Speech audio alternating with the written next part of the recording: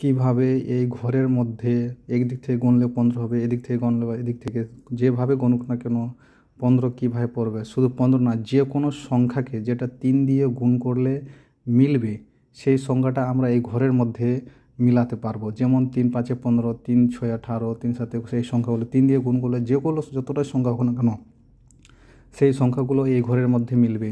সেই কীভাবে মিলাবো সেটার নিয়ম বলি, ভালো করে মনে রাখলাম। যেমন 3 5 15, যে 5টা আসবে সেই 5টা মিডিল ঘরে বসবে, এই 5টা মিডিল ঘরে বসবে, এইটি হচ্ছে প্রথম নিয়ম।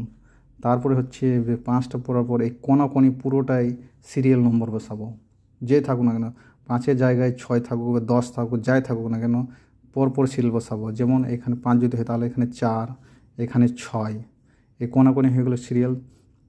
তারপরে বাম দিকে চলে আসবো, যদি 6 হয় এখানে তাহলে এখানে বাম দিকে হবে 7, এখানে যদি 7 হতো তাহলে এখানে হতো 8। এই 5টা হচ্ছে মেন। এই যে সংখ্যাটা এখানে আসবে না কেন, সেটা 6 হোক বা 7 হোক, যে সংখ্যাটা মিলাবো আমি 15 মিলালে 5 সংখ্যাটা মিডিল ঘরে বসবে এবং 4 উপরে, তারপর নিচে হচ্ছে 6, এই পরপর সিরিয়াল থেকে বাম দিকে চলে আসবে। তারপর হয়ে যাচ্ছে 6 আর 7 কত হচ্ছে 13, 13 আর 2 15 হয়ে গেলো। তারপর 4 আর 2 6 হলো, তাহলে এখানে বসবে 9, 6 আর 9 15, তাহলে 14 হলো, তাহলে 1 হলো এখানে হয়ে গেলো। তারপর 7, তাহলে এখানে 8 হবে, 8 4 12, 12 তাহলে 3 হবে, এখানে 15। এই দেখেন মিল গেলো।